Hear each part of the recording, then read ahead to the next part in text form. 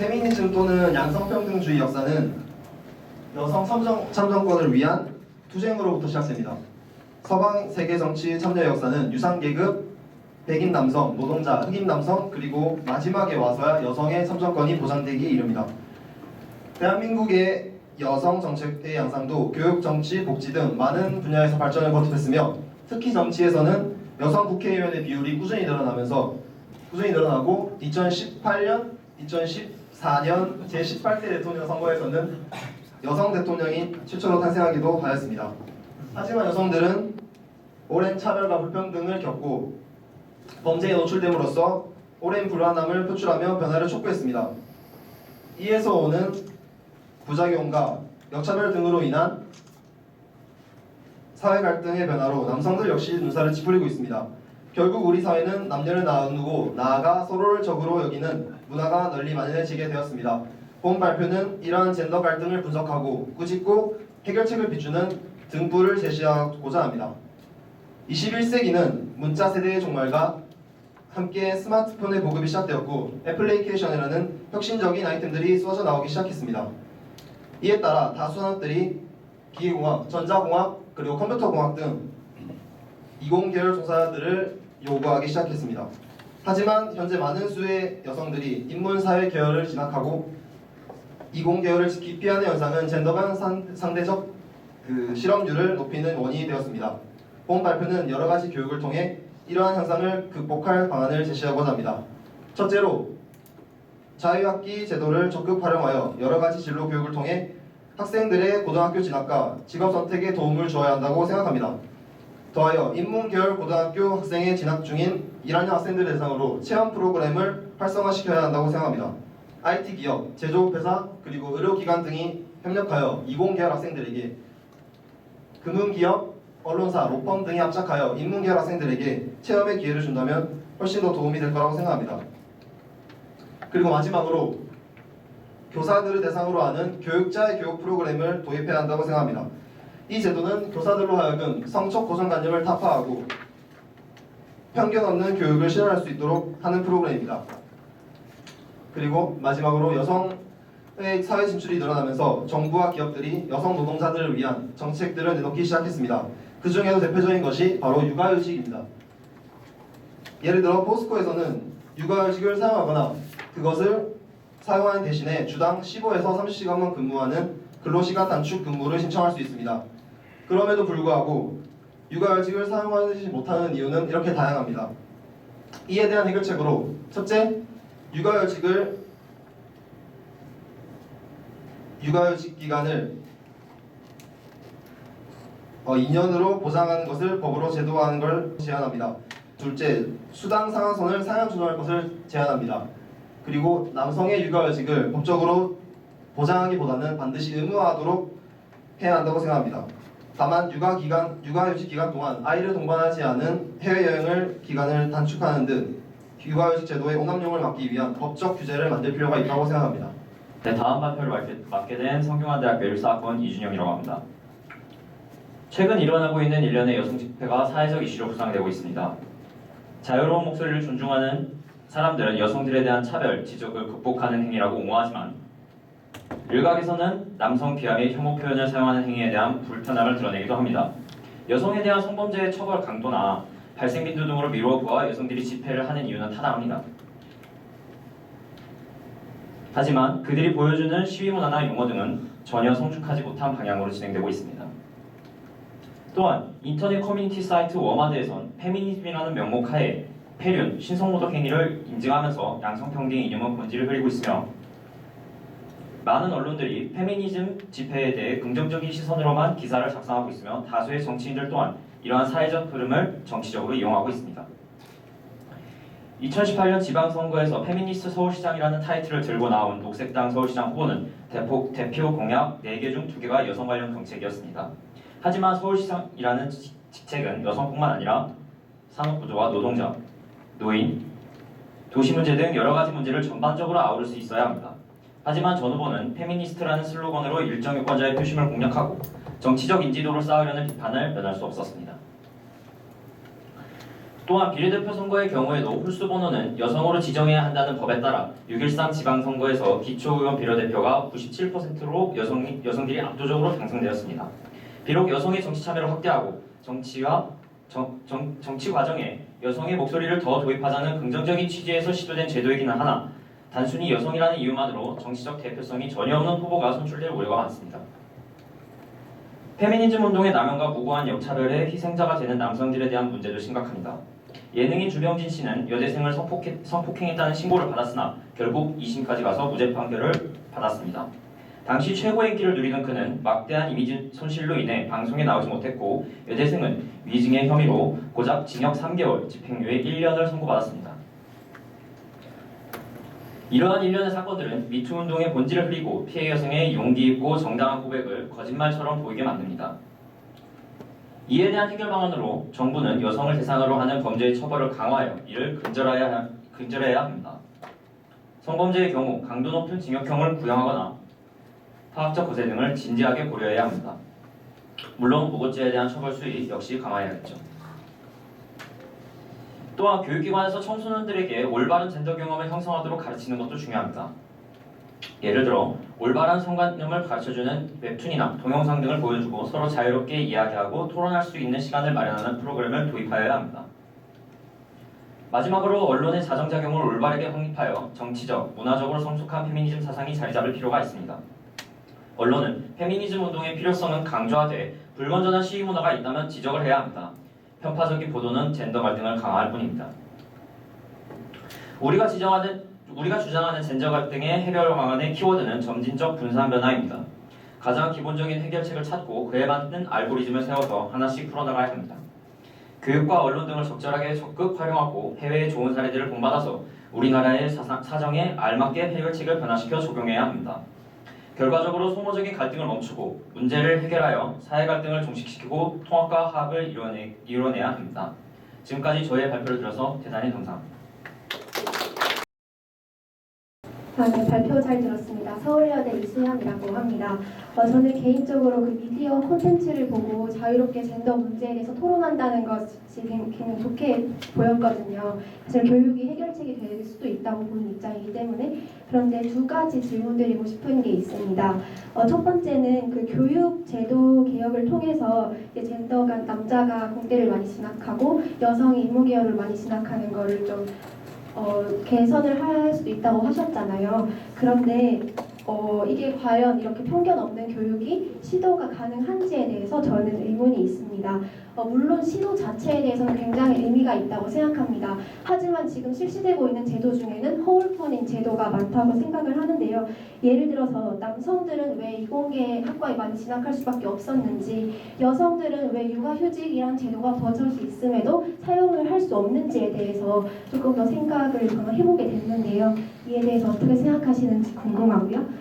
두 번째는 그 제목에서도 알 수 있듯이 꾸짖고 성숙하지 못하고 본질을 흐린 긍정적이다 이런 단어들을 발표 중에서 사용하셨습니다.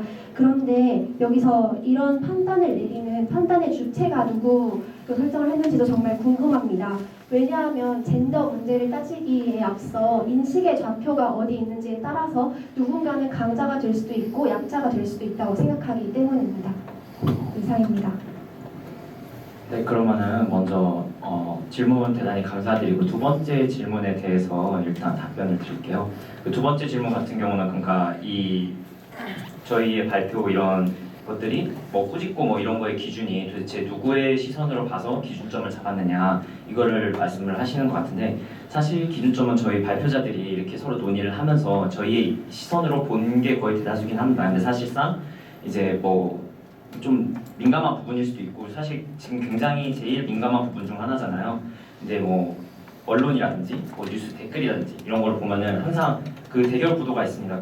페미니즘 집회에 대한 그런 아까 보여드린 그런 자극적인 용어라든지 이런 거 그런 거에 대해서 굉장히 불편함을 느끼고 있는 그런 사람들이 확실히 많다는 것을 댓글이나 이런 여론들을 통해서도 볼 수 있고, 또 이제 평소 이제 대학생 친구들이랑 얘기를 하면서 뭐 그러한 이슈에 대해서 논의도 해보고 토론도 해보고 해서 거기에 대한 의견을 종합적으로 저희 생각을 통해서 새로 정리를 해서 그것을 꾸짖는다라고 저희 입장에서 솔직히 말씀을 드린 저희 입장에서 정의를 한 것은 맞고 이제 첫 번째 질문 죄송하지만 다시 한번 해주시죠. 그러니까 그 교육 제도를 바꾸는 것도 중요하지만 이제 질문자께서 말씀하시는 거는 뭐 여러 가지 다른 이제 사회적인 상황이라든지 이런 거를 고려를 해야 된다는 말씀이 혹시 맞나요? 혹시 그런 의미에서 질문을 해주신 게 맞는지.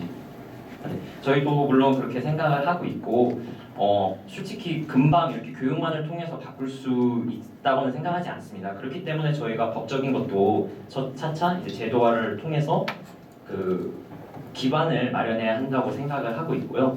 또 이제 제일 중요한 게 이제 저희가 발표는 이제 5분 내지로 이제 해야 되고 짧아서 이렇게 잘 안 나왔지만 보고 그 에세이를 보시면 아시겠지만 이제 교육에 대한 굉장히 중요한 그런 힌트가 들어가는 게 있어요. 저희 그 오늘 안 오신 발표자분, 오늘 안 오신 분 중에 하나의 직접적인 경험의 사례가 들어가 있는데 여기 보시면은 이제 뭐 자신의 선생님이 이제 교육자분이 뭐 어디 뭐 여자 학생한테 뭐 여기로 진학을 하려고 하는데 어떻게 하냐고 선생님께 상담을 하니까 뭐 여학생들은 뭐 거기는 좀 안 맞는다 뭐 이런 식으로 말을 하는 게 솔직히 없지 않아 있기 때문에 거기에 대해서 지적을 하고자 교육이 정말 중요하구나. 왜냐하면은 저희도 다 이렇게 다 교육을 통해서 이렇게 사상이 잡히고서 발표를 진행을 하는 건데 그렇기 때문에 이제 교육을 근본적인 해결책으로 내세워서 저희가 핀트를 그쪽으로 잡은 감이 있습니다.